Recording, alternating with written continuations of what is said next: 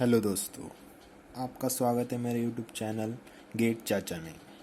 आज हम देखने वाले हैं storage classes. There are 4 type of storage classes. हर एक को हम एग्जाम्पल के साथ देखने वाले हैं और उसके हिसाब से जो जो इम्पोर्टेंट थ्योरी है वो देखेंगे। ये सबसे इम्पोर्टेंट टॉपिक है गेट में। यदि ये आपने कवर कर लिया तो आपके 1 या 2 मार्क्स तो फिक्स है, समझो। पहला है ऑटो। ऑटो उसकी डिफ़ॉल्ट वैल्यू क्या है? गार्बेज वैल्यू स्टोर होती है उसमें। मतलब कुछ भी जो हेक्साडेसिमल फॉर्म में हो सकती है या कुछ भी कंप्यूटर डिसाइड करता है, वो वैल्यू उसमें स्टोर हो जाती है if we didn't initialize it. Okay. और वो कहाँ स्टोर होता है? स्टैक मेमोरी में स्टोर होता है वो। और ये मेमोरी अलोकेट कब होती है? रन टाइम में अलोकेट होने वाली मेमोरी है स्टैक मेमोरी। तब ऑटो वेरिएबल इनिशियलाइज होता है, उसको मेमोरी मिलती है। उसका लाइफ टाइम है फंक्शनल लाइफ टाइम। यानी ये suppose this is one function, ये यहाँ पे क्रिएट होगा ऑटो वेरिएबल और यहाँ पे वो फ्री हो जाएगा। वो फंक्शन के स्टार्ट में वो क्रिएट होता है और एंड में वो फ्री हो जाता है, वो मेमोरी रिलीज हो जाती है। और उसका स्कोप क्या है? फंक्शनल स्कोप है, यानी कि इस फंक्शन के बाहर हम उसको एक्सेस नहीं कर सकते हैं। तो हम एग्जाम्पल के तौर पे देखते हैं। This is one program and get हमें आस्क करता है कि आउटपुट क्या होगा। This type of question can be ask in NAT और एमसीक्यू। ओके। तो उसको सॉल्व करने का तरीका होता है ट्री अप्रोच बोलते हैं उसको। ट्री अप्रोच से सॉल्व करोगे तो इजीली सॉल्व होता है और गलतियां होने की गुंजाइश नहीं होती। ठीक है। तो पहले हर एक प्रोग्राम रन होता है मेन से।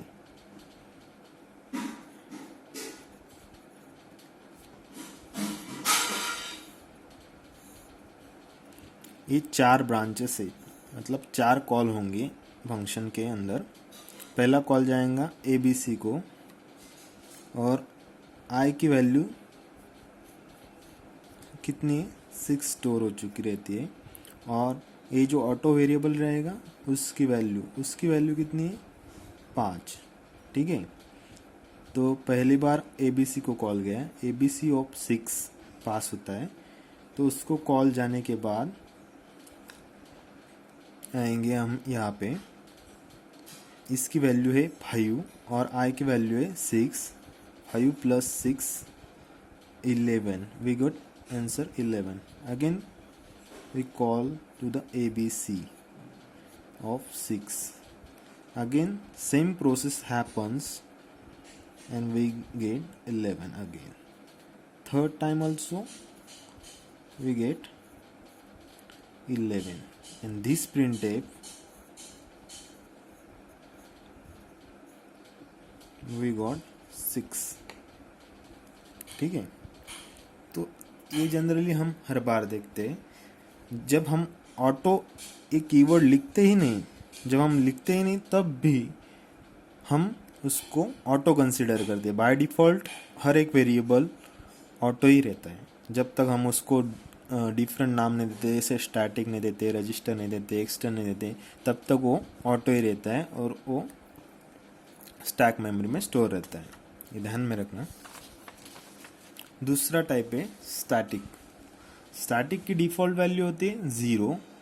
वो स्टोर कहाँ पे होता है? स्टैटिक मेमोरी में, जो कि ए पोर्शन आता है। उसके बाद हीप मेमोरी जो नीचे से ऊपर बढ़ती रहती है, और स्टैक मेमोरी जो ऊपर से नीचे तक आती है। ठीक है। अब उसका लाइफ टाइम जो है प्रोग्राम लाइफ टाइम रहता है। मतलब यहाँ पे हमने इस प्रोग्राम में देख सकते हैं हम इस प्रोग्राम में कि यहाँ पे हमने उसको डिक्लेयर किया है और इनिशियलाइज किया है।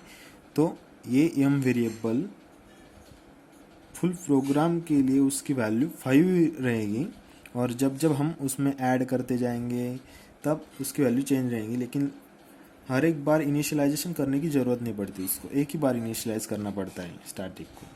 ठीक है। डबल इनिशियलाइजेशन किया तो एरर आता है। एक ही वेरिएबल रहेगा। उसका स्कोप फंक्शन, मतलब ये फंक्शन के अंदर ही उसका स्कोप रहेगा, उसके बाहर इसको एक्सेस कर नहीं सकते हम। और यदि दूसरा फंक्शन रहा, हम नेक्स्ट एग्जांपल में देखेंगे, दूसरा फंक्शन रहा तो उसके लिए अलग मेमोरी स्टोर होगी। स्टैटिक में ही दो लोकेशन पे दो वैल्यू स्टोर होंगी, ठीक है। और फिर अब प्रोग्राम रन करते हैं हम। 3 ब्रांचेस फंक्शन की और एक प्रिंटफ की, ठीक है। पहला कॉल जाएगा ABC ऑफ 6 को एज आई वैल्यू 6, ठीक है।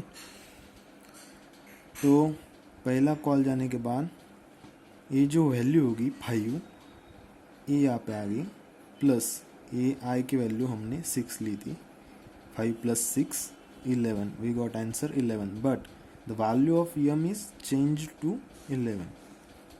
Again call goes to ABC and again same process happens, but this time value of m is 11 plus 6 equals to 17. We got answer as 17. First 11 then 17, ठीक है। Third time call goes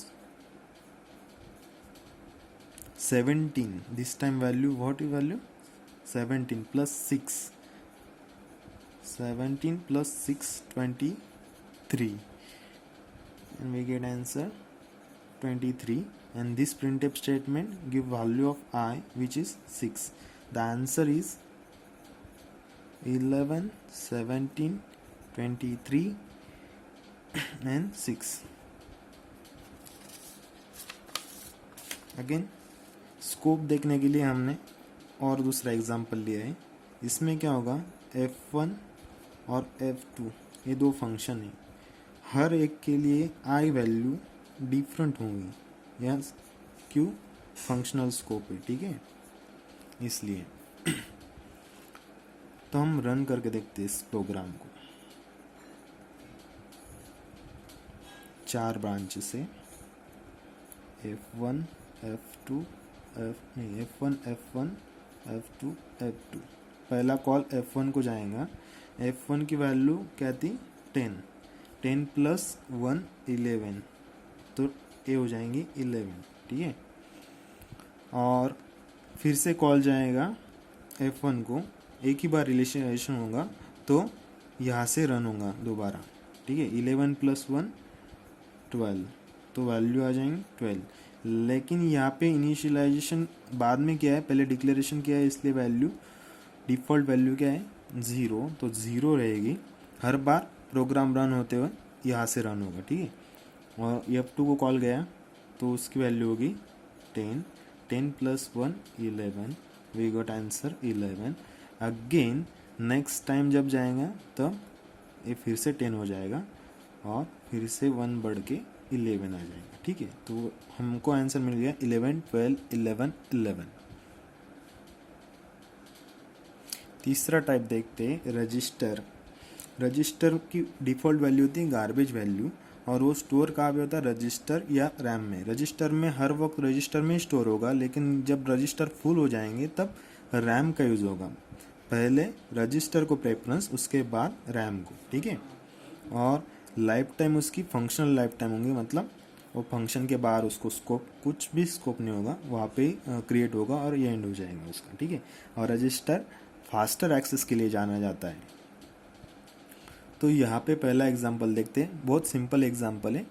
उसमें क्या होगा, आई की value 10 उन्होंने initialise and declaration किया है, तो रजिस्टर में वो वैल्यू 10 फिलअप हो गई, ठीक है। और we got answer as 10। But यहाँ पे एक समझने वाला पॉइंट है कि हमने डिक्लेरेशन कर दिया लेकिन इनिशियलाइजेशन किया नहीं, और हमने यूज़र से वैल्यू मांगी। तो यूज़र क्या मांगता है, पहले एड्रेस मांगता है। तो एड्रेस हम रजिस्टर का मांग नहीं सकते, तो यहाँ पे आएगा कंपाइलेशन एरर, मतलब कंपाइलर एरर आ जाएगा, ठीक है। तो ये बात ध्यान में रखिए, हम कभी भी रजिस्टर से एड्रेस नहीं मांग सकते। बहुत लोग कहेंगे कि रजिस्टर है, रैम में, दोनों में स्टोर हो सकता है, तो लेकिन ये रन टाइम को मेमोरी एलोकेट करता है, इसलिए हमें पहले पता नहीं होता कि रजिस्टर में स्टोर हुआ है या रैम में स्टोर हुआ है, इसलिए ये कंपाइलर एरर थ्रो करता है, ठीक है। अब नेक्स्ट है ग्लोबल वेरिएबल। तो ग्लोबल वेरिएबल क्या है, उसकी डिफ़ॉल्ट वैल्यू ज़ीरो, जैसे स्टैटिक की थी वैसे ही ग्लोबल की भी ज़ीरो वैल्यू स्टोर होती है। वो स्टोर कहाँ पे होती है? स्टैटिक मेमोरी में। स्टैटिक मेमोरी में स्टोर हुई मतलब उसका स्कोप क्या हो गया? प्रोग्राम में रहता है उसका स्कोप भी, और लाइफ टाइम भी प्रोग्राम का हो जाता है। ठीक है, स्टैटिक मेमोरी की वही खासियत है। तो फिर जो ग्लोबल है या स्टैटिक है उसको हम सेपरेटली लिखते हैं, और जो लोकल वेरिएबल रहते हैं उनको हम ब्रांचेस पे लिखते हैं। ठीक है, और ये प्रोग्राम को हम देखो कैसे सॉल्व करते हैं। मेन में क्या हुआ? ये लोकल वेरिएबल उसकी वैल्यू 10 मेन वाले, इसने कॉल किया ABC को और printf को। ठीक है, ABC ऑफ 10 कॉल गया यहाँ पे। ये 10 प्लस आई की वैल्यू क्या है? 5 ग्लोबल किया। 10 plus 5 15, but here this is a local variable, and between local and global variable the preference goes to local variable. Here computer always give preference to local variable, so we get value of I here as 10. The output is 15 and 10. Next, extern same global का जैसा है वैसा ही extern का रहता है, लेकिन extern keyword क्या करता है? वो लिंक करता है दो वेरिएबल को, मतलब सेम नेम के वेरिएबल है उनका डिक्लेरेशन अलग जगह पे और इनिशियलाइजेशन अलग जगह पे, तो उनको लिंक करने का काम एक्सटर्न वेरिएबल करता है। वो दो फाइल को भी लिंक कर सकता है। ठीक है, तो देखते कैसे। सपोज दिस एग्जांपल, इसका डिक्लेरेशन हुआ नहीं है एक्स का, उसके पहले हमने उसको इनिशियलाइज कर दिया है, तो कंप्यूटर को पता नहीं मेमोरी कहाँ पे है, तो इसलिए ये क्या देगा हमें? एरर। ठीक है, लेकिन हमने यहाँ पे एक्सटर्न वेरिएबल यूज़ किया है, एक्सटर्न कीवर्ड यूज़ किया है। तो एक्सटर्न कीवर्ड क्या करेगा? एक्स का डिक्लेरेशन का है उसको ढूंढेगा, उसको पॉइंट आउट करेगा। तो ये पॉइंट आउट करेगा यहाँ पे एक मेमोरी लोकेशन है सपोज 100 और उस पे वैल्यू है 4, तो एक्स यहाँ पे पॉइंट आउट करेगा ये एक्सटर्न, और फिर यहाँ पे इनिशियलाइजेशन होगा उसका 5 और हमें आंसर मिलेगा 5।